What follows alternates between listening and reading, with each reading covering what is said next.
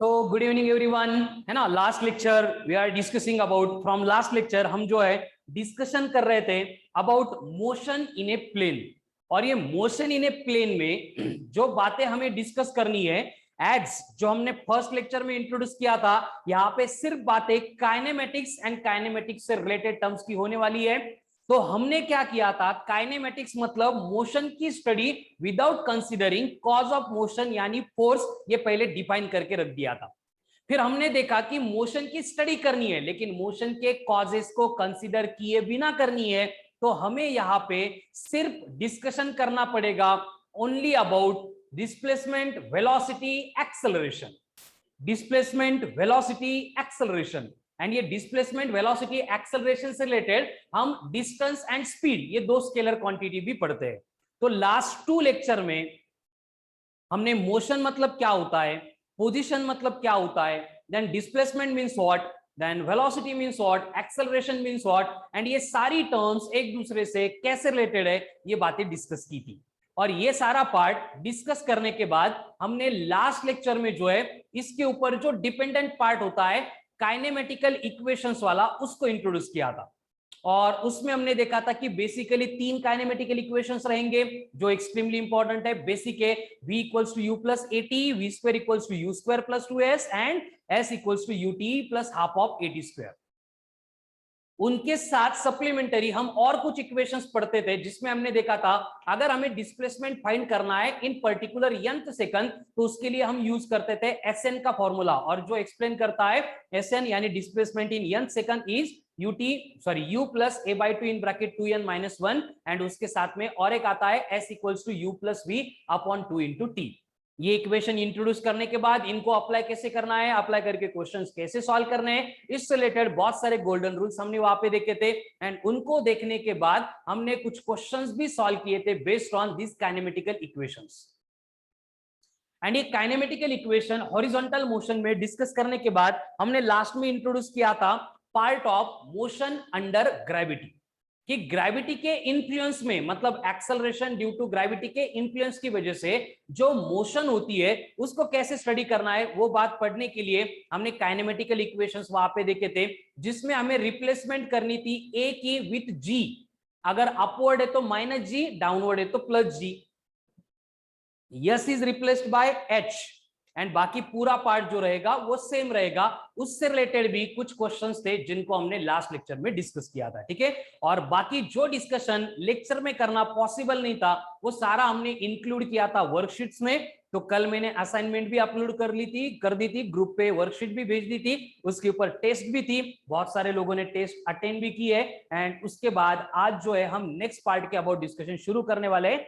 And आज जो हमें पॉइंट डिस्कस करना है वो है graphical representation. Graphical representation of motion along straight line. Motion along straight line, जो मोशन अलोंग स्ट्रेट लाइन होती है उसको हम ग्राफिकली प्लॉट करके उसको कैसे पढ़ा जाता है, उसको कैसे सिंप्लीफाई किया जाता है, ये बात यहाँ पे डिस्कस करनी है, ठीक है। अब अगर देखो यहाँ पे बात आ रही है ग्राफ की, तो जब भी ग्राफ की बात आएगी हमें सबसे पहले ग्राफ प्लॉट करने के लिए रिक्वायरमेंट होगी 2 एक्सिस की। एक होगा एक्स एक्सिस, दूसरा होगा वाई एक्सिस। तो हमें यहाँ पे with respect to this coordinate system, मतलब अब हमें ये फ्रेम ऑफ रेफरेंस या फिर ये स्पेस एंड टाइम कंसीडर करके फिर remaining part of the motion जो है वो डिस्कस करना है। अब इसमें कुछ बेसिक बातें होती है, देखो कि जब भी हम ग्राफ के अलोंग कुछ भी डेटा रिप्रेजेंट कर रहे होते हैं, तो जो भी ग्राफ हम यहाँ पे ड्रॉ करेंगे, अगर वो स्ट्रेट लाइन आती है तो स्ट्रेट लाइन का इक्वेशन होता है y equals to mx plus c। उसका हमें कुछ यहाँ पे फिजिक्स में इस टॉपिक में यूज नहीं है, जो आप मैथ्स में भी सेम टॉपिक पढ़ते हो तो वहां पे भी आपको मालूम है। बस इस एक्सप्रेशन में जो यम वाली क्वांटिटी होती है, इस यम को हम बोलते हैं एज ए स्लोप। इस यम को हम बोलते हैं एज ए स्लोप। तो होता क्या है, देखो कंडीशन कि आपको अगर कोई भी ग्राफ दिया है, जैसे कि यहाँ पे एक स्ट्रेट लाइन है पासिंग थ्रू ओरिजिन बोलिए, तो इस केस में इस ग्राफ का जो स्लोप है m है, अगर हमें कैलकुलेट करना है तो हमें क्या करना पड़ता है, इस ग्राफ ने एक्स एक्सिस के साथ में जो एंगल बनाया है उसका tan थीटा, मतलब स्लोप कैलकुलेट करते हैं हम by using m is equals to tan of theta. ये इक्वेशन, इस एक्सप्रेशन का हमें आगे जाके बहुत सारे क्वेश्चन सॉल्व करने के लिए यूज करना है, ठीक है। m is equals to tan of theta. तो यहाँ पे बेसिक बातें जो है वो एकदम सिंपल आएगी कि अगर ये थीटा की वैल्यू 0 से ग्रेटर है एंड 90 से लेस है, अगर ये थीटा की वैल्यू 90 से ग्रेटर है, 180 से छोटी है, एंड ये थीटा की वैल्यू अगर इक्वल टू 90 है, तो स्लोप के बारे में हम यहाँ पे कुछ कंक्लूजन कर सकते हैं। जैसे कि हमें मालूम है कि 0 से लेके 90 यानी जब तक स्लोप का एक्यूट एंगल बन रहा है, उसका टेंजेंट अगर हम कंसीडर करेंगे तो उसकी वैल्यू पॉजिटिव आती है। इसलिए जब तक एक्यूट एंगल रहेगा तब तक ये स्लोप पॉजिटिव रहेगा। जब ये एंगल ऑब्ट्यूज बनेगा, मतलब 90 से बढ़ के 180 तक जाएगा, तो वहां पे हमें जो स्लोप की वैल्यू है वो मिलती है नेगेटिव, ठीक है, नेगेटिव। अब ये नेगेटिव वैल्यू यहाँ पे मिलती है, लेकिन जब थीटा इक्वल्स टू 90 होता है तब बोलो tan 90 कितना है, tan 90 Sarvesh, infinity. Infinity. tan 90 होता है इन्फिनिटी। इन्फिनिटी का मतलब नॉट डिफाइंड भी होता है, यानी कि यहाँ पे हम जो बात कंसीडर करेंगे उसको हम बोलेंगे कि ये इम्पॉसिबल केस है, पॉसिबल नहीं है। क्यों, कैसे, वो आगे धीरे धीरे जब हम ग्राफिकल रिप्रेजेंटेशन देखने वाले उसमें आपको समझ में आएगा, ठीक है। तो आज जो आपको ग्राफ से रिलेटेड वर्कशीट मिलने वाली है, एंड उस वर्कशीट के बेस के ऊपर जो क्वेश्चंस हम सॉल्व करने वाले हैं, उनको सॉल्व करने के लिए आपको जो है एक डेटा में यहाँ पे एक्सप्लेन कर रहा हूं, वो बहुत ज्यादा यूजफुल रहने वाला है, काम में आने वाला है, ठीक है। कंडीशन क्या है, देखो कि हम पहले देख चुके हैं कि अगर आपको डिस्प्लेसमेंट दिया गया है, अगर आपको डिस्प्लेसमेंट दिया गया है एंड इस डिस्प्लेसमेंट को अगर अपन डी यानी डेरिवेटिव लेते हैं, मतलब डिफरेंशिएट करते हैं, तो हमें मिलती है वेलोसिटी। ये बात अपन पहले डिस्कस कर चुके हैं फर्स्ट लेक्चर में। उसी तरह से इस वेलोसिटी को अगेन अगर अपन डिफरेंशिएट करेंगे तो उसके बाद में हमें मिलता है एक्सेलरेशन। यानी कि कितना सिंपल है, देखो आपको अगर डिस्प्लेसमेंट दिया जाएगा, उसको हम क्या करेंगे, डेरिवेटिव लेंगे, डिफरेंशिएट करेंगे तो हमें मिल जाएगी वेलोसिटी। फिर वेलोसिटी को अगर अपन और एक बार डिफरेंशिएट करेंगे, उसका डेरिवेटिव लेंगे तो हमें मिल जाएगा एक्सेलरेशन। यानी कि ये जो एक्सप्रेशन है हम ऐसे लिख सकते हैं कि acceleration is given by dv by dx। उसके बाद में जो वेलोसिटी है वो हम ऐसे लिख सकते हैं dx बाय dt। ये एक्सप्रेशन याद रखो, आगे क्वेश्चन सॉल्व करने के लिए यही हमें काम में आने वाले हैं। तो इनको अगर अपन सिंप्लीफाई करेंगे तो मुझे यहाँ पे समझ में आता है कि अगर मैं इस dx को ऐसे लिख दूं v इंटू dt, तो मुझे dx क्या मिल रहा है, what is mean by dx here, instantaneous displacement. क्या होता है dx, मतलब इंस्टैंटेनियस डिस्प्लेसमेंट, मतलब एकदम छोटे से टाइम इंटरवल में, कितना छोटा, dt, एकदम उसी टाइम इंस्टेंट पे डिस्प्लेसमेंट कितना होगा वो हम कैलकुलेट करेंगे by using dx equals to v into dt। अगर हमें कोई पर्टिकुलर टाइम इंटरवल दिया जाता है कि जैसे कि 10 सेकंड है, 5 सेकंड है, उस टाइम में होने वाला टोटल डिस्प्लेसमेंट अगर कैलकुलेट करना है तो उस केस में हमें दोनों साइड में क्या करना पड़ेगा, इंटीग्रेट करना पड़ेगा। क्या करना पड़ेगा, इंटीग्रेट करना पड़ेगा। इसका मतलब मैं यहां पे लिख सकता हूं कि अगर हमें एक्सेलरेशन दिया जा रहा है एंड एक्सेलरेशन की ऊपर से हमें अगर वेलोसिटी निकालनी है, तो उसके लिए हमें करना पड़ेगा इंटीग्रेशन, इंटीग्रेट, और इंटीग्रेट करने के बाद हमें मिलती है वेलोसिटी। वेलोसिटी को अगर अपन यहां पे और एक बार इंटीग्रेट कर देंगे तो हमें मिलता है यहां पे डिस्प्लेसमेंट।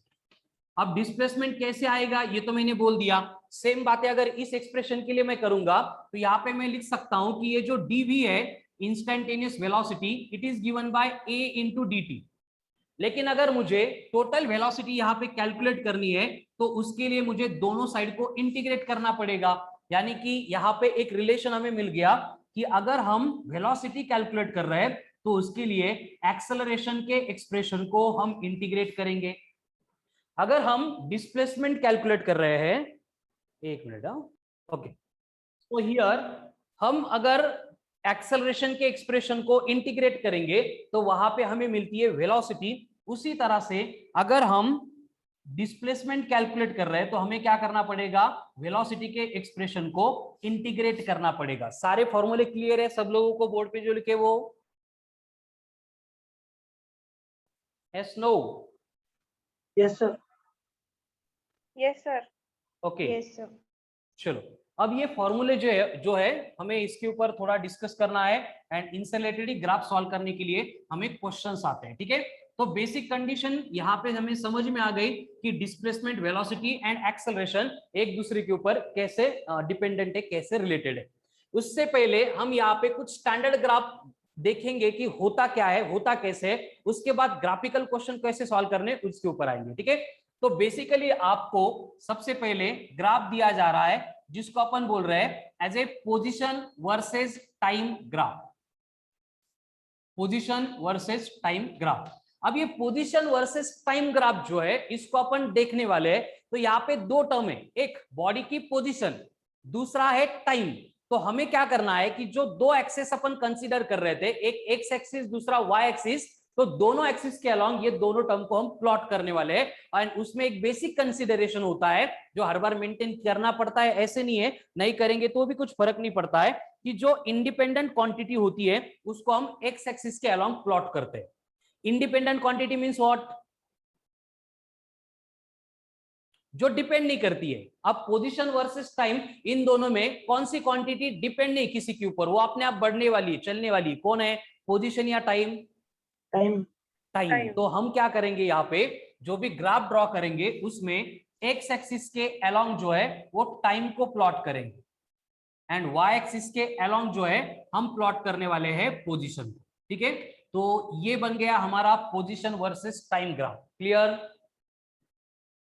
अब यहाँ पे वेरियस पॉसिबिलिटी हम कंसीडर करने वाले, जैसे कि हमें बोला गया है कि कोई भी बॉडी है जो मोशन में नहीं है, मतलब at the given instant of time वो बॉडी रेस्ट में है, एक ही जगह पे है। तो उस केस में अगर मुझे ग्राफ ड्रॉ करना है तो कंडीशन क्या होगी, फिर से एक्स एक्सिस आएगा, वाई एक्सिस आएगा, एक्स एक्सिस के अलोंग टाइम होगा, वाई एक्सिस के अलोंग कौन होगा? पोजीशन होगा। तो एज्यूम करते हैं कि जब हम मोशन को ऑब्जर्व कर रहे हैं तो बॉडी पॉइंट पी पे लोकेटेड है। जब टाइम 0 था तब बॉडी पी पे है, लेकिन बॉडी रेस्ट में ही है। इसका मतलब जब मैं टाइम t1 देखूंगा तब सेम बॉडी की पोजीशन पी पे रहेगी, वो चेंज नहीं होगी। अगर थोड़ी देर बाद देखेंगे तो बॉडी की पोजीशन चेंज नहीं होगी। ऐसे अगर इवनिंग तक वेट करते देखते देखते जाएंगे तो बॉडी की पोजीशन चेंज नहीं होने वाली। इसलिए सारे पॉइंट्स को कनेक्ट करेंगे तो हमें पोजीशन टाइम ग्राफ में बॉडी अगर रेस्ट में है तो जो ग्राफ मिलता है वो रिप्रेजेंट कर रहा है, क्या रिप्रेजेंट कर रहा है? Straight line parallel to time axis, ठीक है। Yes sir.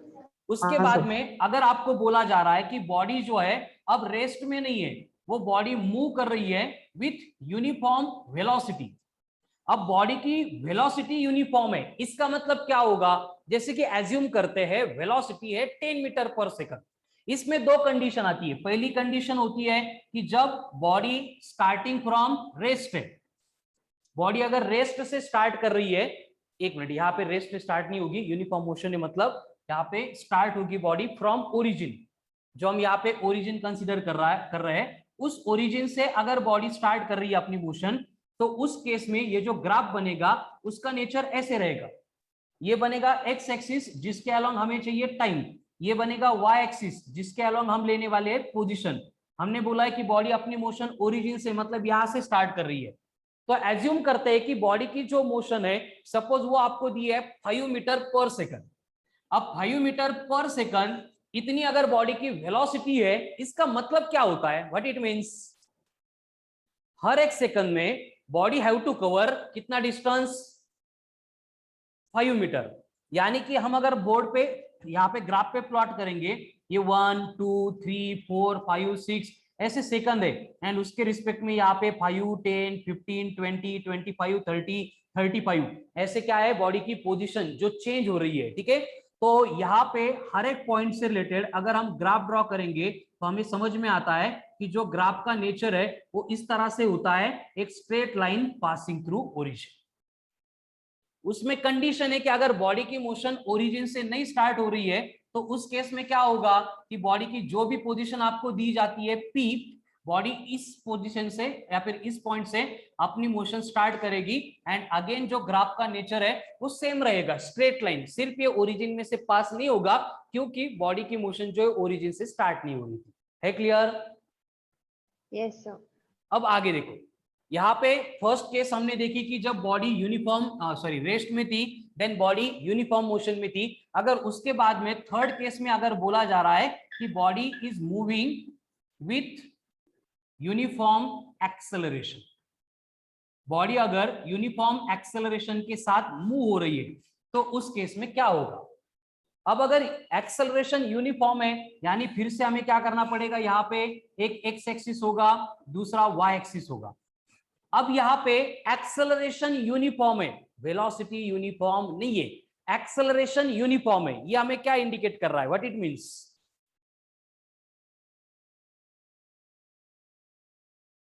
यस, आवाज आ रही है?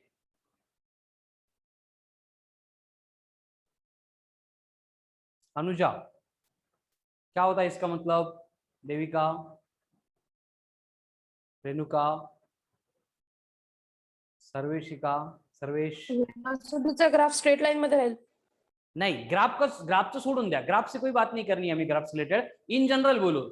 यूनिफॉर्म एक्सेलरेशन है, इसका मतलब क्या होगा? जैसे आपको बोला है कि यहाँ पे एक्सेलरेशन है a इक्वल्स टू 2 मीटर पर सेकंड का स्क्वायर, तो इसका मतलब ये होता है कि हर एक सेकंड में इंक्रीज होईल प्रत्येक सेकंडला.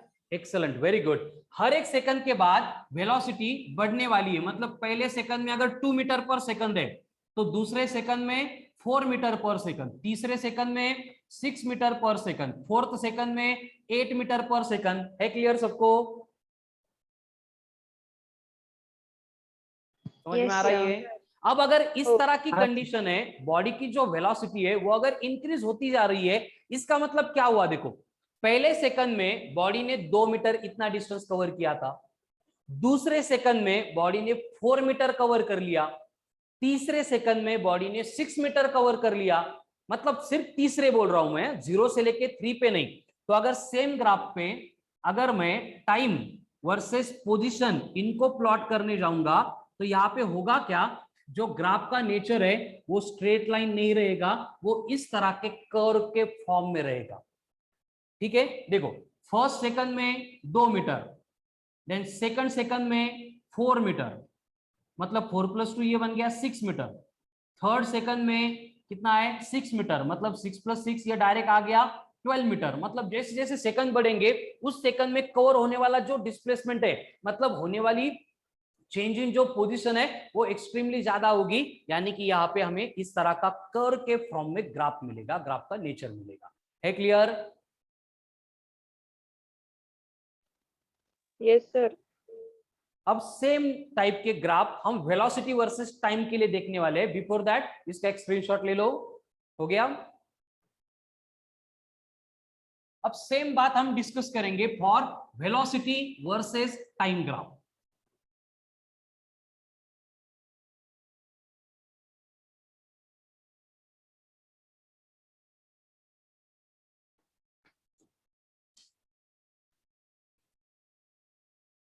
Velocity versus time graph. अब ये जो वेलोसिटी वर्सेस टाइम ग्राफ है, इसमें चेंज क्या होगा? क्या चेंज होगा बोलो? वेलोसिटी वर्सेस टाइम ग्राफ है, इसमें जिस एक्सिस के अलोंग पोजीशन हुआ करती थी वहां पे कौन आएगा? अब वेलोसिटी आएगी। मतलब ये जो ग्राफ है इसका एक्स एक्सिस है, उसके अलोंग हमें फिर से टाइम को प्लॉट करना पड़ेगा। ये जो वाई एक्सिस है इसके अलोंग अब पोजीशन की जगह पे कौन आएगा? वेलोसिटी आएगी। क्लियर? Yes, sir. अब यहाँ पे देखो, फर्स्ट कंडीशन है उसमें हम अगर लिखेंगे यहाँ पे कि body is moving with uniform velocity है, बॉडी जो है वो यूनिफॉर्म वेलोसिटी के साथ मूव हो रही है और उसको अपन ग्राफिकली प्लॉट करने वाले। तो कंडीशन क्या है? देखो, यहाँ पे कौन है? वेलोसिटी, यहाँ पे कौन है? टाइम।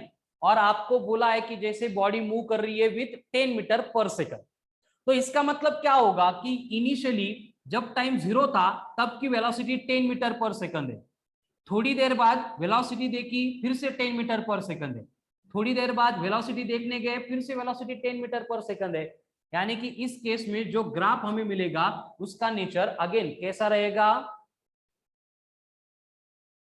कैसा है nature, parallel to the which axis, T-axis. Time The time time axis. axis. Axis या फिर एक्स एक्सिस। ठीक है, उसके बाद में हम यहाँ पे लिखेंगे कि बॉडी अगर मूव कर रही है विथ यूनिफॉर्म एक्सेलरेशन, अगर बॉडी मूव हो रही है और मूव होते टाइम उसका वेलोसिटी का पार्ट कांस्टेंट नहीं है, अब कौन कांस्टेंट है, एक्सेलरेशन कांस्टेंट है, तो उस केस में अगर फिर से अपन ग्राफिकली इसको प्लॉट करेंगे, ये बनेगा आपका टाइम एक्सिस, ये बनेगा आपका वेलोसिटी का एक्सिस। तो यहां पे जो ग्राफ होगा उसका नेचर कैसे होगा बोलो, अगर आपको बोला जा रहा है कि बॉडी स्टार्टिंग फ्रॉम रेस्ट है, एट रेस्ट से बॉडी स्टार्ट हो रही है, तो इसका मतलब क्या होगा जब टाइम 0 था तब वेलोसिटी 0, जब टाइम बढ़ा वेलोसिटी बढ़ी, टाइम और बढ़ा वेलोसिटी और बढ़ी, टाइम बढ़ता गया वेलोसिटी बढ़ती गई, लेकिन एक्सेलरेशन यूनिफॉर्म था, इसलिए हर एक सेकंड में जो वेलोसिटी बढ़ने वाली है वो भी कांस्टेंट रहेगी। यानी अगर आपको बोला है एक्सेलरेशन 4 मीटर पर सेकंड स्क्वायर है, तो आफ्टर 1 सेकंड वेलोसिटी होगी 4 मीटर पर सेकंड, आफ्टर 2 सेकंड वेलोसिटी होगी, बोलो 8 meter. 8 मीटर पर सेकंड। एंड यहाँ पे अगर ग्राफ प्लॉट करेंगे तो अगेन हमें यहाँ पे ग्राफ मिलेगा which is straight line passing through origin. Clear? Yes, sir. अब सेम केस में मतलब एक्सेलरेशन यूनिफॉर्म ही है, बस उसमें सेकंड केस है और आपको बोला है u is not equal to 0। u not equal to 0 मतलब बॉडी की जो मोशन है वो रेस्ट से स्टार्ट नहीं हो रही है, इसका मतलब बॉडी के पास कुछ ना कुछ इनिशियल वेलोसिटी थी, उसके बाद बॉडी यूनिफॉर्म एक्सेलरेशन से मूव कर रही है। तो बस ये ग्राफ जो है ओरिजिन से स्टार्ट नहीं होगा, जो भी u की वैल्यू होगी वहां से स्टार्ट होगा, लेकिन नेचर सेम रहेगा, that is straight line. And इसके बाद में हम यहाँ पे और एक केस देखेंगे कि यहाँ पे अगर बॉडी मूव कर रही है जिसमें एक्सेलरेशन जो है वो नॉन यूनिफॉर्म है। अब नॉन यूनिफॉर्म में जो केस है उसमें पहली केस आएगी जिसमें एक्सेलरेशन जो है वो इंक्रीज हो रहा है, एक्सेलरेशन जो है इंक्रीज हो रहा है, इंक्रीजिंग एक्सेलरेशन है। तो एक्सेलरेशन अगर इंक्रीज हो रहा है तो उस टाइम पे अगर हम ग्राफ ड्रॉ करेंगे ये वेलोसिटी वर्सेस टाइम का, अगर हम यहाँ पे ग्राफ ड्रॉ करेंगे ये वेलोसिटी वर्सेस टाइम का, तो कैसा होगा ग्राफ देखो, जब टाइम 0 है वेलोसिटी 0, टाइम 1 सेकंड हो गया, एक्सेलरेशन यूनिफॉर्म नहीं है, एक्सेलरेशन भी बढ़ता जा रहा है, तो इसका मतलब हर एक सेकंड में जो वेलोसिटी बढ़ने वाली है वो भी बढ़ती जाएगी। जैसे पहले सेकंड में 2 मीटर पर सेकंड थी, दूसरे सेकंड में 5 मीटर पर सेकंड हो गई, तीसरे सेकंड में 10 मीटर पर सेकंड हो गई। यानी यहाँ पे अगर ग्राफ ड्रॉ करेंगे तो ये अगेन यहाँ पे कर्व के फॉर्म में आएगा। क्लियर? Yes, sir. एंड यहाँ पे अगर आपको बोला जा रहा है इंक्रीजिंग की जगह पे डिक्रीजिंग एक्सेलरेशन है, तो वहां पे बस चेंज क्या होगा, ये जो अपवर्ड पैराबोला था इट इज रिप्लेस्ड बाय इस तरह का डाउनवर्ड पैराबोला। यहाँ पे क्या होगा, एक मिनट, ठीक है, इस तरह का पैराबोला यहाँ पे मिलेगा जिसमें क्या होगा, टाइम के बढ़ने से ये वेलोसिटी कंटिन्यूअसली बढ़ती जाएगी। क्लियर?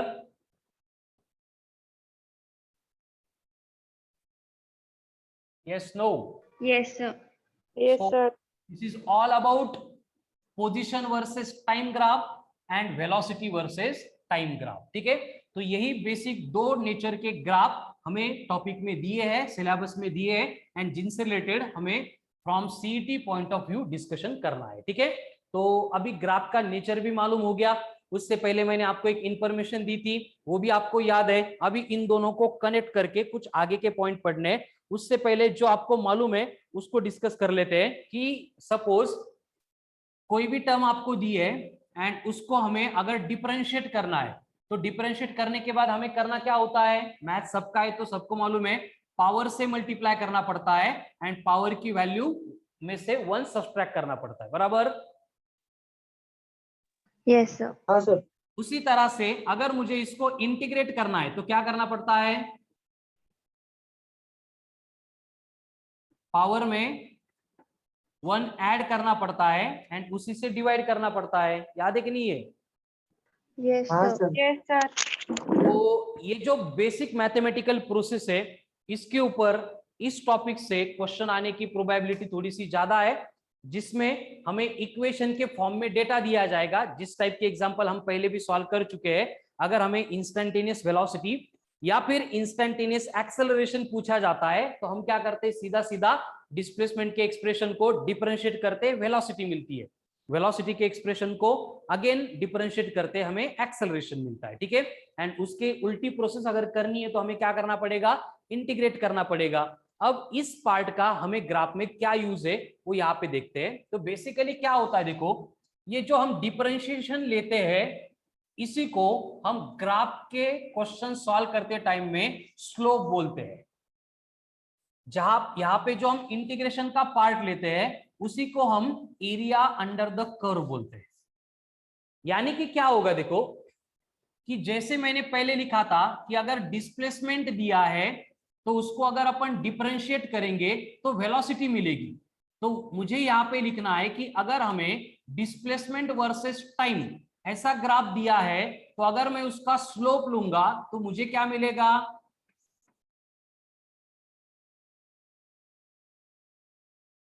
क्या मिलेगा, वेलोसिटी। वेलोसिटी। उसी तरह से अगर वेलोसिटी वर्सेस टाइम ग्राफ दिया है एंड इस वेलोसिटी वर्सेस टाइम ग्राफ का अगर हम स्लोप लेंगे तो हमें क्या मिलेगा, Acceleration. एक्सेलरेशन मिलेगा। Very good. उसी तरह से यहाँ पे अगर आपको एक्सेलरेशन वर्सेस टाइम ग्राफ दिया है तो एक्सेलरेशन वर्सेस टाइम ग्राफ को अगर हम उसका area under the curve calculate करेंगे तो हमें क्या मिलेगा, Velocity. एंड अगर वेलोसिटी वर्सेस टाइम ग्राफ हमें दिया है एंड इस ग्राफ का अगर हम फिर से एरिया कैलकुलेट करेंगे तो हमें क्या मिलने वाला है, यहाँ पे Displacement. हो गया। यही इंफॉर्मेशन है जिसके ऊपर ग्राफ से रिलेटेड क्वेश्चंस आएंगे एंड आप उसको अप्लाई करके ये जो ग्राफिकल क्वेश्चन है उनको सॉल्व भी करेंगे। क्लियर? Yes, sir. तो सबसे इंपॉर्टेंट पार्ट बोर्ड पे लिखा है, टेक ए स्क्रीनशॉट। हो गया?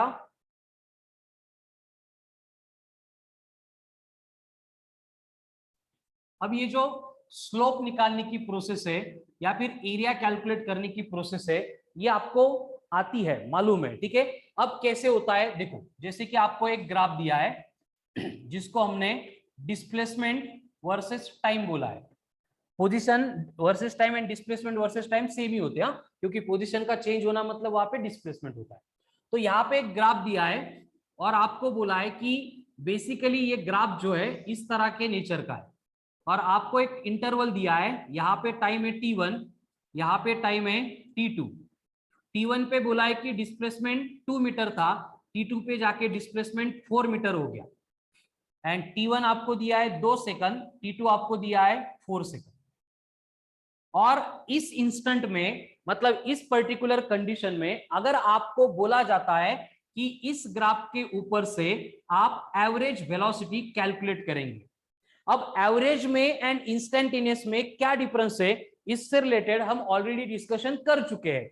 एवरेज मतलब क्या होता है, एक स्टार्टिंग टाइम है एक एंड टाइम है, दो टाइम के बिटवीन जितना हुआ था वो पूरा कंसीडर करना पड़ता है, वो एवरेज बनता है, फिर वो वेलोसिटी है या फिर एक्सेलरेशन है। एंड इंस्टेंटेनियस का मतलब होता है आपको एक ही टाइम दिया जाता है एंड उसी इंस्टेंट पे हमें वेलोसिटी या फिर एक्सेलरेशन कैलकुलेट करना है तो वो इंस्टेंटेनियस बनता है। देखो आप बोर्ड पे, यहां पे अगर हमें एवरेज वेलोसिटी चाहिए तो हम यहाँ पे क्या करेंगे, final displacement minus initial displacement upon final time minus initial time, इस तरह का फॉर्मूला अप्लाई करेंगे। अब हमें दो पॉइंट यहाँ पे दिए हैं, एक P है दूसरा Q है, तो फाइनल डिस्प्लेसमेंट कितना है, कितना है final displacement, 4 metre.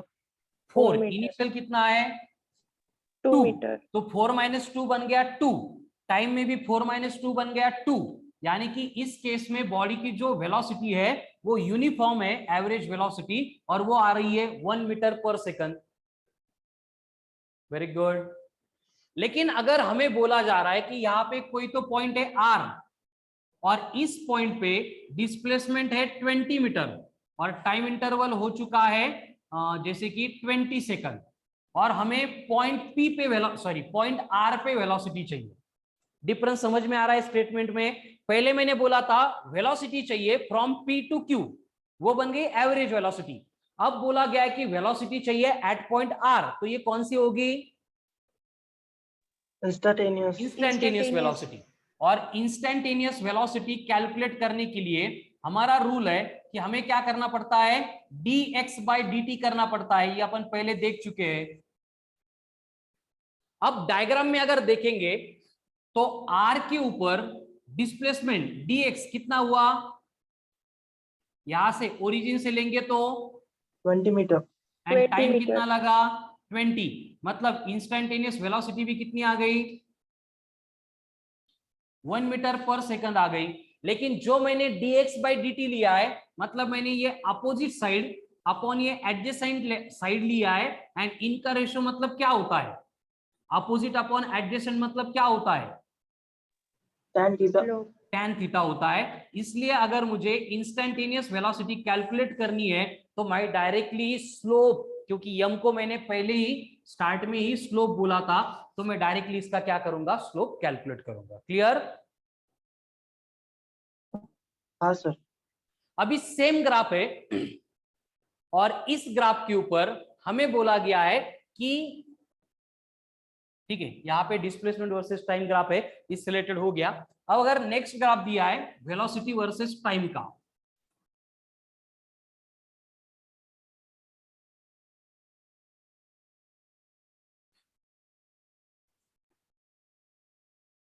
Velocity versus time, और यहाँ पे जो ग्राफ दिया है उसमें वेरियस इंटरवल दिए हैं टाइम के 5, 10, 15 एंड 20।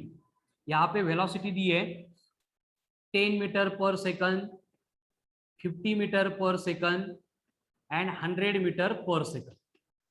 ठीक है, एंड यहाँ पे देख समझ में आ रहा है हमें कि 5 सेकंड के बाद 10 है, 10 के बाद 50 है, यानी ये वेलोसिटी यूनिफॉर्म नहीं है, ये वेलोसिटी यूनिफॉर्म नहीं है, ये वेरिएबल वेलोसिटी है।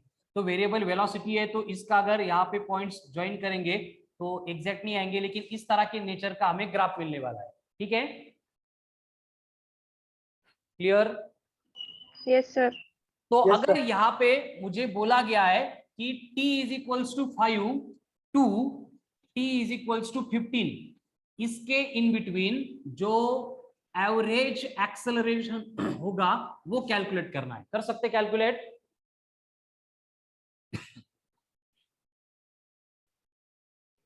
कर सकते 9 क्या मीटर पर कैलकुलेट? Second snow square. करो। 9 मीटर पर सेकंड स्क्वायर। Very good. क्या करना होगा? देखो, ठीक है. एवरेज एक्सेलरेशन लेने के लिए ये ए एवरेज है, सॉरी ए एवरेज है, तो t इक्वल टू 15, 1 2 3, 15 सेकंड के बाद में स्पीड कितनी है? 100 माइनस इनिशियल टाइम 5, तब स्पीड कितनी है? 10 डिवाइडेड बाय 15 माइनस 5, मतलब 10 की टाइम कितना है? 10, तो 90/10 यानी एवरेज एक्सेलरेशन आ गया 9 मीटर पर सेकंड का स्क्वायर। क्लियर है सबको?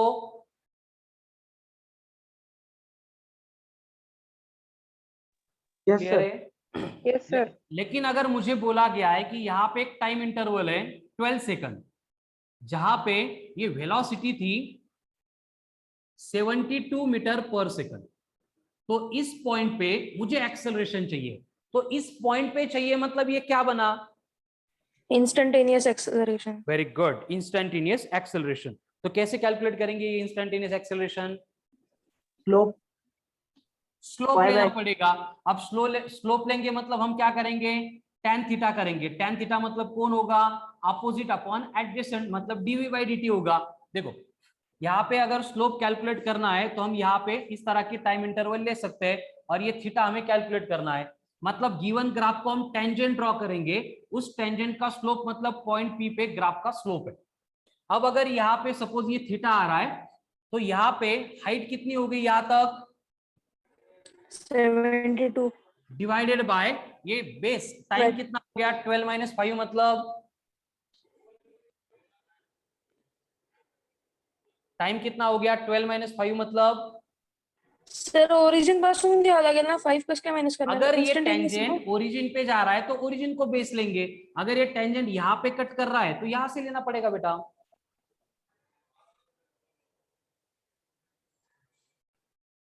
हर बार थोड़ी ना टेंजेंट ओरिजिन में से जाएगा अनुजा। हाँ सर तो बेस कितना है 12 - 5 मतलब 7, तो आता है कि 7 के टेबल में कहीं पे नहीं है सर। तो कितना आता है बोला आंसर, फिर करो डिवीजन करो। 10.3 अप्रोक्सीमेटली 10.3 मीटर पर सेकंड का स्क्वायर है। क्लियर? Yes, sir. चलो, तो ये बेसिक आइडिया तो आ गई कि स्लोप लेके इंस्टेंटेनियस एंड 2 टाइम इंटरवल लेके एवरेज कैसे निकालते हैं। अब इसके अगेंस्ट इसका उल्टा जो पार्ट है उसको अगर देखेंगे तो बेसिकली आपको ग्राफ दिया है जिसमें एक एक्स एक्सिस है, ये वाई एक्सिस है, यहाँ पे वेलोसिटी है, यहाँ पे टाइम है, और आपको बोला है कि ये वेलोसिटी वर्सेस टाइम ग्राफ जो है वो इस तरह से वेरी हो रहा है। ये टाइम आपको दिया है 10 सेकंड एंड ये मैक्सिमम वेलोसिटी जो यहाँ पे हो गई थी वो आ गई आपको जैसे कि 5 मीटर पर सेकंड। तो आपको बोला है इस ग्राफ के ऊपर से आप कैलकुलेट करेंगे डिस्प्लेसमेंट को।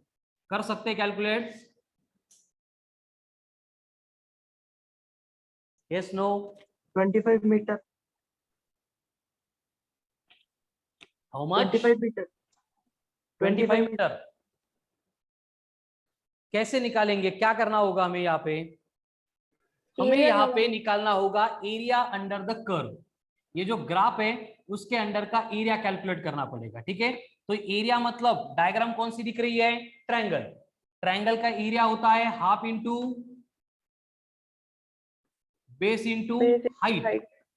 अब बेस कितना है यहां से यहाँ तक है मतलब हाइट कितनी है 5, तो ये 5 × 5 बनेगा 25 मीटर। ठीक है, अब सेम ग्राफ है उसको मैं थोड़ा सा और एक्सटेंड कर रहा हूं जिसका नेचर हमें इस तरह से दिया है।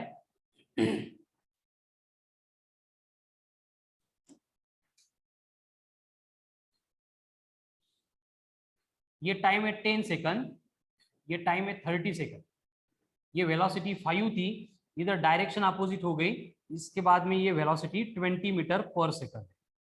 ठीक है, तो अब बोला है आपको कि गिवन ग्राफ से डिस्प्लेसमेंट निकालो एंड डिस्टेंस निकालो। अब क्या करेंगे? सबसे पहले इंपॉर्टेंट बात इस ग्राफ से रिलेटेड आती है कि पहला graph about the x axis है, मतलब उसके डायरेक्शन सेम है जब तक ये फर्स्ट क्वाड्रेंट में इस पॉजिटिव पार्ट में मूव हो रही बॉडी तब तक। लेकिन जैसे ये बॉडी निगेटिव पार्ट में आ गई मतलब उस बॉडी ने अपनी डायरेक्शन चेंज कर ली। सुन रहे हैं आप? समझ में आ रहा है? Yes, sir. बॉडी ने अपनी डायरेक्शन, गाड़ी ने अपनी डायरेक्शन चेंज कर ली। इसका मतलब क्या होगा? देखो, इसका मतलब ये होगा कि अगर हम ये एरिया फर्स्ट को पॉजिटिव ले रहे थे तो हमें ये एरिया सेकंड को क्या लेना पड़ेगा? Negative कब? Only to calculate. displacement. और यहाँ पे डिस्प्लेसमेंट आएगा area in first case minus area in second case. लेकिन डिस्टेंस में हमें मालूम है कि डायरेक्शन के चेंज होने से कोई फर्क नहीं पड़ता है। अनुजा बराबर है, डायरेक्शन के चेंज होने से डिस्टेंस में कोई फर्क नहीं पड़ता है, इसलिए हमें क्या करना पड़ेगा? दोनों भी एरिया को ऐड करना पड़ेगा। ठीक है, ये बेसिक इंपॉर्टेंट बात है, इसको ध्यान से देखो, ध्यान से सुनो और इसको अच्छे से इंप्लीमेंट करो। क्लियर? चलो आंसर भी आ गया आपकी। ठीक है, मेरे बाकी है। पहले हम क्या करेंगे? एरिया फर्स्ट कैलकुलेट करेंगे। एरिया फर्स्ट तो कैलकुलेट किया था, कितना आ गया था 25।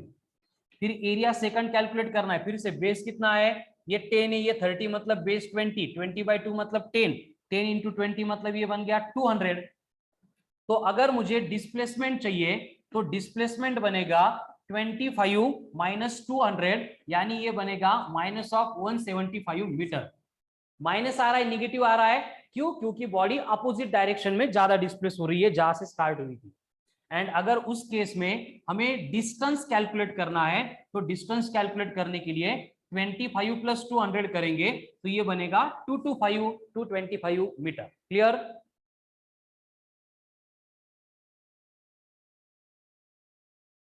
Yes sir. ओके। अब इसी तरह से आपको अगर ग्राफ सेम नेचर का है और इस ग्राफ में आपको वेलोसिटी की जगह पे दिया है एक्सेलरेशन, एंड ये एक्सेलरेशन वर्सेस टाइम का ग्राफ है। यहाँ पे 5 है, यहाँ पे 20 है, ये जो है ये 10 मीटर पर सेकंड स्क्वायर दिया है, एंड ये ऊपर का जो एक्सेलरेशन है वो आपको दिया है 40 मीटर पर सेकंड का स्क्वायर। तो अगर मैं यहाँ पे एक्सेलरेशन वर्सेस टाइम ग्राफ में एरिया कैलकुलेट करूंगा तो हमें क्या मिलता है? वेलोसिटी। वेलोसिटी मिलती है। ठीक है, तो सेम ग्राफ के ऊपर से आप बोलेंगे कि वेलोसिटी ऑफ द बॉडी कितनी होगी एंड उसके साथ में स्पीड भी कितनी होगी। चलो डू इट।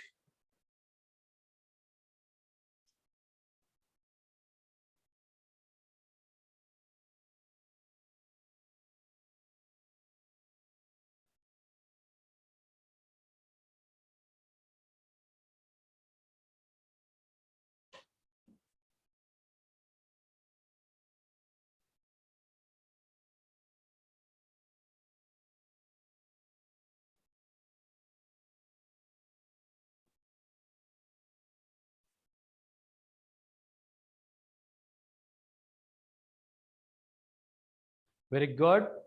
चलो आंसर आ रहा है, मैं भी सॉल्व करता हूं। फिर से वही होगा, एरिया 1 निकालना पड़ेगा। अभी एरिया 1 25 एंड 200 नहीं आएगा, इनकी वैल्यू चेंज हो जाएगी। फर्स्ट वाला एरिया आएगा बेस इंटू हाइट, ये बनेगा 20 इंटू 5 मतलब 100। सेकंड एरिया बनेगा ये 10 मतलब 5, 15 5 मतलब 75। तो इसका मतलब अगर वेलोसिटी लेनी है तो हमें क्या करना पड़ेगा? फर्स्ट एरिया में से सेकंड एरिया को सब्ट्रैक्ट करना पड़ेगा। 100 माइनस 75 यानी ये बन गया 25 मीटर पर सेकंड। एंड उसी की जगह पे अगर हमें स्पीड लेनी है तो स्पीड में दोनों को ऐड करना पड़ेगा, तो ये बनेगा 100 प्लस 75 यानी 175 मीटर।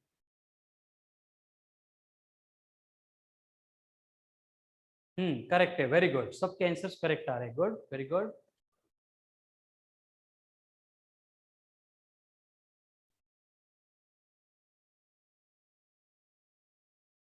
सीटी में कंफर्म इसी पार्ट के ऊपर from motion along straight line question होता है। तो ग्राफिकल क्वेश्चन जो मैं आज वर्कशीट लूंगा उसको ध्यान से सॉल्व करेंगे आप सब। ठीक है, नेक्स्ट।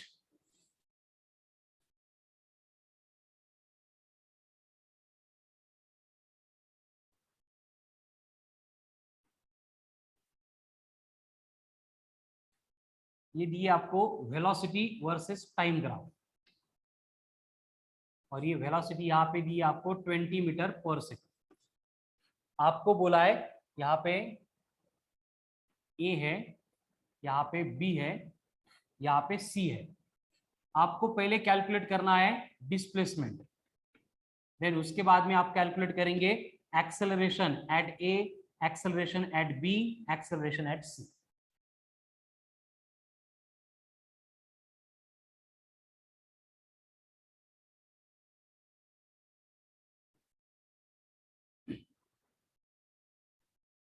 चलो, तो बोर्ड पे जो दिख रहा है क्या है बोर्ड पे? बोर्ड पे है ट्रेपेजियम। अब ये जो ट्रेपेजियम होता है इसका एरिया कैलकुलेट करने का फॉर्मूला होता है 1/2 into sum of parallel sides into height.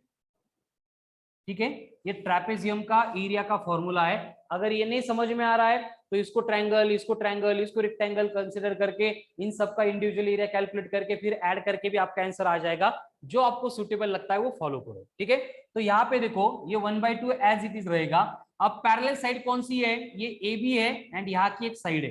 अब ए से लेके बी के बिटवीन का डिस्टेंस 10 माइनस 4 मतलब ये आ रहा है 6, एंड यहां से यहां तक है ये 12, तो 12 प्लस 6 बन गए 18 इंटू हाइट कितनी है यहां से यहां तक 20, तो ये बनेगा 10 यानी एरिया आ रहा है 180, तो ये बनेगा displacement that is metre. Clear था सबका? बराबर है? यस, 180 मीटर, सबके आंसर्स आ गए। एक्सलेंट। अब आगे देखो, यहाँ पे एरिया तो मिल गया हमें 180 यानी 180 मीटर। उसके बाद में हमें फाइंड करना है एक्सेलरेशन एट ए।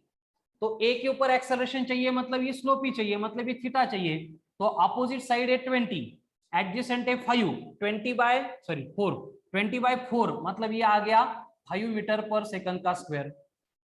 बी के ऊपर अगर देखेंगे तो बी के ऊपर जो है वेलोसिटी तो यूनिफॉर्म है, चेंज ही नहीं हो रही है, मतलब यहाँ पे स्लोप 0 है। इसका मतलब बी के ऊपर का एक्सेलरेशन आ गया मीटर पर सेकंड का स्क्वायर।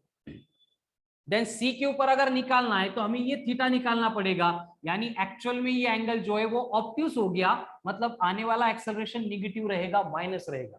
फिर से अपोजिट अपॉन एडजेसेंट 20/2 यानी ये आएगा -10 मीटर पर सेकंड का स्क्वायर। है क्लियर? सो ग्राफिकल क्वेश्चन या फिर graphical part of the motion along straight line related इतना ही इंपॉर्टेंट डिस्कशन था। इसी टाइप के क्वेश्चन की हमें प्रैक्टिस करनी थी, ठीक है। इससे रिलेटेड जो भी रिमेनिंग क्वेश्चंस होंगे I will provide you worksheet, और उस वर्कशीट में आपको मिल जाएंगे, वहां से आपको सॉल्व करना है, ठीक है। अब अगर मोशन इन ए प्लेन में आगे बढ़ेंगे तो यहाँ पे जो बेसिक इंट्रोडक्शन था टॉपिक का, जिसमें स्ट्रेट लाइन के मोशन का काइनेमेटिक्स दिया था, वो कवर हो गया। इससे रिलेटेड एक पॉइंट बाकी है, जिसके बाद हम डायरेक्टली जंप करने वाले मोशन इन ए प्लेन में, और वो है रिलेटिव मोशन और relative velocity in motion along straight line. तो स्ट्रेट लाइन के अलोंग अगर हमें रिलेटिव मोशन या फिर रिलेटिव वेलोसिटी पढ़नी है तो सीईटी के लिए हमें जो सिलेबस कंटेंट दिया गया है उसमें आपको बस एक ही चीज याद रखनी है कि अगर इफ टू बॉडीज और गाड़ीज are travelling in same direction है, एक डायरेक्शन में ट्रैवल कर रहे हैं, तो हमें क्या करना है, उनकी वेलोसिटी की या फिर उनके स्पीड की एडिशन करनी है। बराबर है कि ये अगर सेम डायरेक्शन में है तो रिलेटिव वेलोसिटी कैलकुलेट करने के लिए हमें उनकी सब्ट्रैक्शन करनी है, एंड उसके अगेंस्ट अगर वो ट्रैवल कर रही है इन द अपोजिट डायरेक्शन तो उस केस में हमें इन वेलोसिटीज की करनी पड़ती है एडिशन। बस इतना ही पार्ट आप याद रखो। इसके ऊपर भी कुछ क्वेश्चंस मैं वर्कशीट में प्रोवाइड करूंगा और टेस्ट पेपर में भी आने वाले हैं, ठीक है। तो relative velocity motion along straight line में ज्यादा डीप में हमें जाना नहीं है, हमें बस इतने बेसिक कंसेप्ट से रिलेटेड डिस्कशन करना है कि अगर two bodies travelling in the same direction है, जैसे कि फॉर एग्जांपल हम औरंगाबाद टू पुणे ट्रैवल कर रहे हैं, एक बस है शिवनेरी है उसमें हम बैठे, और नगर के आगे जाते टाइम एक दूसरी शिवनेरी बस है जो again Aurangabad to Pune travel कर रही है और वो हमें ओवरटेक कर रही है, यानी कि इस केस में दोनों बस की जो डायरेक्शन है वो सेम है। तो उसकी वजह से क्या होगा कि अगर हम जिस बस में बैठे हैं उससे बाहर देखेंगे तो हमें ड्राइवर, हर एक पैसेंजर कौन कौन है, क्या क्या कर रहा है, वो एकदम ध्यान से दिखेगा, एकदम स्लो मोशन में वो आगे जा रही है, हम ऑब्जर्व कर सकते हैं। लेकिन उसके बाद थोड़ी देर आगे गए और अगेन एक शिवनेरी बस है जो पुणे टू औरंगाबाद वापस आ रही है, उसको अगर देखेंगे तो वो इतनी फास्ट क्रॉस हो जाएगी कि हमें दिखेगा भी नहीं और हमें समझ में भी नहीं आएगा ड्राइवर था या नहीं था, वो भी नहीं दिखेगा। ऐसा क्यों हो रहा है? क्योंकि motion is a relative phenomenon. हम मोशन को जब भी देखते, फील करते, ऑब्जर्व करते, कंसिडर करते, तो हम कंपेयर किसके साथ कर रहे हैं इसके ऊपर वो पार्ट जो है वो डिपेंड करता है। तो सेम वे दो फ्रेंड्स हैं, वो बाइक पे जा रहे हैं और बातें करते करते जा रहे हैं, तो अगर वो सेम डायरेक्शन में जा रहे हैं तो एक बाइकर के रिस्पेक्ट में दूसरा बाइकर जो है वो रेस्ट में है। अगर उन दोनों की वेलोसिटी इक्वल है तो उनकी सब्ट्रैक्शन 0 आती है, रिलेटिव वेलोसिटी 0 है, मतलब वो एक दूसरे के रिलेटेड में रेस्ट में है, इसलिए वो बातें करते करते आराम से जा सकते हैं। लेकिन ऐसे पॉसिबल है क्या? एक बाबा पेट्रोल पंप टू 7 हिल जा रहा है, दूसरा 7 हिल टू बाबा पेट्रोल पंप आ रहा है और बातें करते करते आ रहे हैं, पॉसिबल है क्या? नहीं है सर। है ना, मोबाइल पे बातें करते करते आ सकते हैं ना, लेकिन मोबाइल पे बात करना हम यहाँ पे कंसीडर नहीं कर सकते, इसलिए पॉसिबल नहीं है। क्लियर? Yes, sir. ठीक है। सो मोशन इन ए प्लेन में जो मोशन अलोंग स्ट्रेट लाइन का कंटेंट था वो इतना ही था। तो यहाँ पे हम आज रुकते हैं, वर्कशीट दूंगा, टेस्ट दो, अच्छे मार्क्स लो। कल से जो है हम बहुत इंपॉर्टेंट पार्ट डिस्कस करने वाले हैं, जिसमें हमें motion in a plane and projectile motion का डिस्कशन करना है। उसके बाद एट द एंड हम सर्कुलर मोशन इसी टॉपिक में डिस्कस करेंगे, ठीक है। सो आज के लिए इतना ही सफिशिएंट है। Remaining part we will continue on tomorrow's lecture.